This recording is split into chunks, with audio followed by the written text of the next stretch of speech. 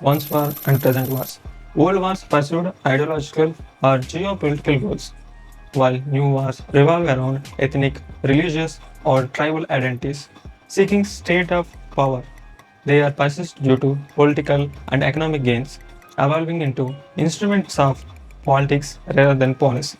These conflicts, marked by intentional violations of war norms, exhibit a self-perpetuating nature, leading to prolonged and recurring struggles.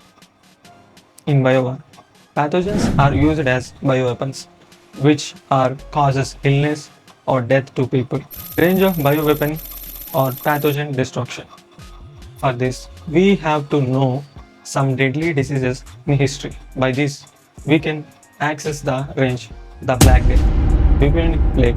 The Black Death ravaged most of the Europe and the Mediterranean from 1346 until 1353. Over 50 million people died, more than 60% of Europe's entire population at that time. It affected respiration in the lungs without prompt antibiotic treatment. 30 to 100% of infected people died. The speculated monster, smallpox.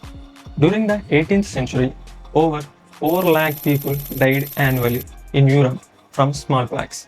Overall fatality rates were around 30%. However, the rates were much higher in infants, which is 80 to 98%, and one third of all survivors went blind. Severe acute respiratory syndrome, SARS. Within a year, the infection had spread to more than 22 countries before it is contained through public health measures. And Middle East respiratory syndrome, MERS, is another coronavirus infection that can be fatal. MERS can cause severe respiratory and kidney failure. After this, COVID-19 not only forced unprecedented lockdowns in worldwide, but its social and economic impacts will be felt for years to come. Ebola. Ebola is a severe, often fatal disease. Death rates are average of 50%, which is range between 20 to 90%, caused by the Ebola filovirus. Polio, dreaded childhood disease of the 1940 to 50s. Infection of the brain and spinal cord, limb weakness and paralysis that may lead to permanent disability, and death if the respiratory muscles are affected. These are naturally spread diseases. What if some kind of these pathogens genetically modified and released? The disaster caused will be unimaginable. When we look into history, during the past century, more than 500 million people died of infectious diseases. Several tens of thousands of these deaths were due to deliberate release of pathogens or toxins. From ancient times, biowarfare hints surfaced, like Hittites causing epidemics with tularemia. Scythians and Romans got creative with excrement-coated weapons, often resulting in tetanus. Mongols possibly tossed plague-infected bodies in water supply in 1346, sparking the Black Death debate. Africa saw bioagents via poisoned arrows and concussions in wars. Fast forward to 1763, during the French and Indian War, where smallpox-infected blankets were used in a siege. George Washington heard rumors of smallpox tactics in the American Revolutionary War, but he had his soldiers inoculated in 1718. Suspicions arose about intentional smallpox use in Australia. Biowarfare's ancient whispers persisted, leaving history with its murky tales. The deliberate use of microorganisms and toxins as weapons has been attempted throughout history.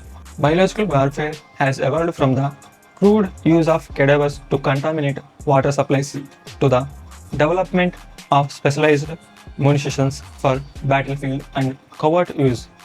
The modern development of biological agents as weapons has paralleled advances in basic and applied microbiology.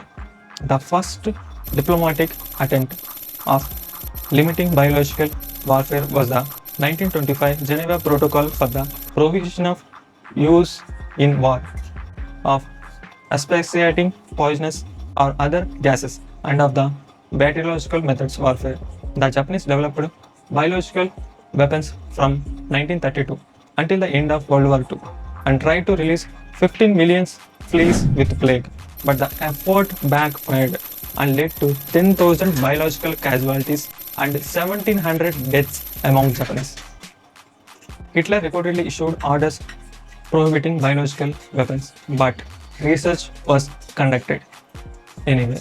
An offensive threat never materialized. The United States began its biological program in 1942, and experiments were conducted using pathogens. But facility at Camp Detrick in Maryland lacked adequate engineering and safety measures.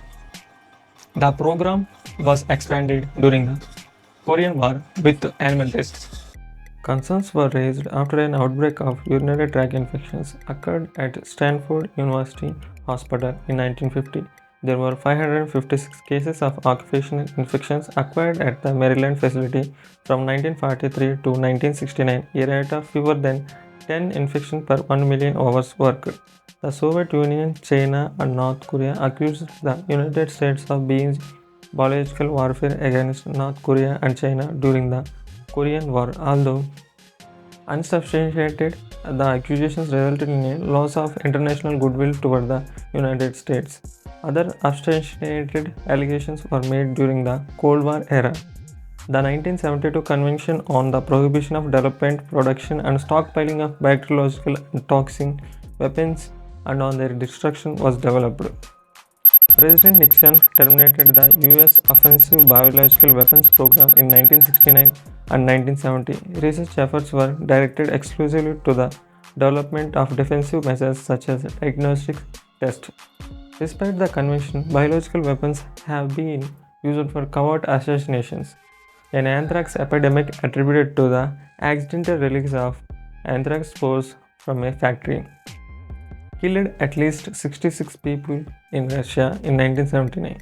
The convention has not been entirely effective in preventing the enhancement and proliferation of any offensive biological warfare programs. The threats of biological weapons are likely to continue in the future. History is no stranger to sinister dance of using microorganisms and toxins as weapons.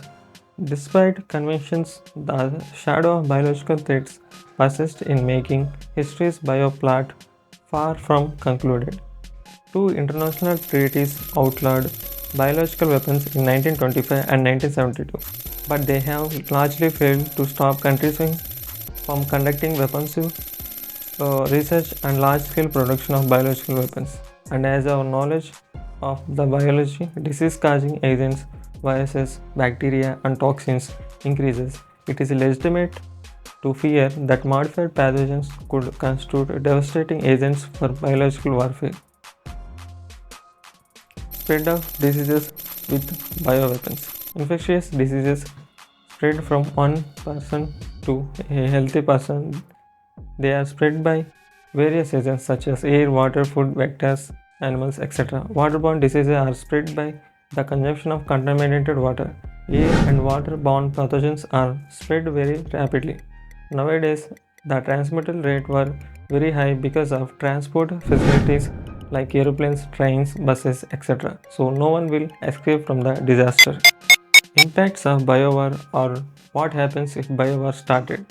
In biological attack, the intentional release of a pathogen, disease-causing agent or biotoxin, which is poisonous substance produced by living organisms against humans, plants, or animals. An attack against people could be used to cause illness, death, fear, societal disruption, and economic damage. An attack on agriculture, plants, and animals would primarily cause economic damage, loss of confidence in the food supply, and possibly loss of life. Almost half of workers in low and lower middle income countries lost a job or business due to the pandemic, compared to just 10% of people in high income countries. Whether through job losses or school closures, the pandemic threatens to undo decades of progress on gender equality. Almost more than half of the world's students will be affected by school closures. Millions of girls in some countries might not be going back at all, putting them at a risk of adolescent pregnancy, child marriage, and violence. Lower and middle income countries are worst affected because they have weak defenses against economic shocks and tend to depend more on a few sectors such as commodities, tourism. Any economic recovery will likely be uneven, leading to greater inequality in the coming years. What we can do now? Government and public should attend to in those situations in case it happened. Although there are cures for illness and developments made by leaps and bounds in our day, the strongest and most effective weapon that society has against this that is affecting not just health but also economics, politics, and social order is the prevention of its spread. Early screening, diagnosis, isolation, and treatment are necessary to prevent further spread. Preventive strategies are focused on the isolation of patients and careful infection control, including appropriate measures to be adopted during the diagnosis and provision of clinical care to an infected patient, public health measures, lockdown by governments, etc. Now let's talk about reality. The chances of biowar is very low because bioweapons are mostly uncontrollable. They have chances of backfire and become threat to everyone because if any country does biowar, it can endanger that country too. So no country dares to do everything easily, but some countries are still continuing their research in developing bioweapons in shadow, which is a noticeable point. But with the careful diagnosis, investigation, authorities' observations, public support, public health measures, we can together fight any biowar in future. That's it for this video. Thank you for watching. If you like my explanation, subscribe to our channel would be marvelous.